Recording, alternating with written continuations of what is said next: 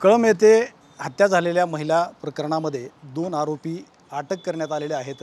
आपल्याबरोबर आता जिल्हा पोलीस उपाधीक्षक आहेत। मॅडम, काय प्रकरण आहे हे, नेमकं तपासातून काय समोर आले?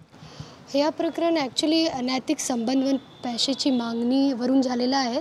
सदर जे मयत महिला आहेत त्यांची मर्डर केले गेले आहे आणि गुन्हा दाखल आहे। दोन्ही आरोपी निष्पन्न आहे, अटक आहेत आणि तपास पोलीस निरीक्षकांकडे आहेत आणि आरोपींनी कबुली भी दिलेल्या आहेत। आता यामध्ये आणखी आरोपी असण्याची काय शक्यता? तपास चालू आहे, जर असेल तर आपण लागतो, तपासमध्ये येईल तर लावते। संतोष देशमुख हत्या प्रकरणाशी संबंध जोडला जातोय अशी माहिती मिळते। या संदर्भात काय तपासात उघड झाले? नाही, ह्याच्याबद्दल आम्ही कमेंट करू शकत नाही। त्या दिशेने काय तपास वगैरे करताय तुम्ही?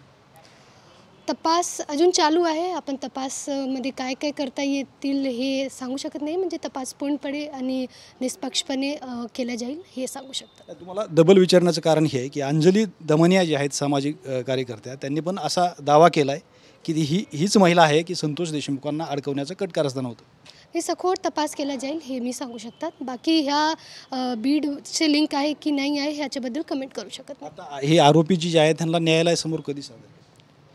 ते पीसीआर घेतला जाईल, जे पीसीआर संपताच आपण न्यायालयात सादर करू त्याला। ठीक आहे, थँक्यू। एकंदरीतच सगळी माहिती जी आहे ती आरोपीकडून घेतली जाईल आणि परतच पुढील कारवाई जी आहे ती केली जाईल आणि आत्ता या प्रकरणाचा तपास सुरू असल्याचं मॅडमने आपल्याला सांगितलं आहे। कॅमेरामॅन विनोद हुनावतकरसह मी श्रीराम क्षीरसागर, TV9 मराठी, धाराशिव, कळंब।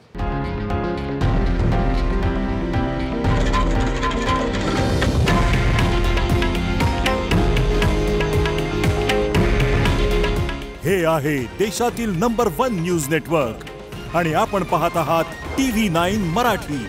काळजी तुमची, हित महाराष्ट्राचं।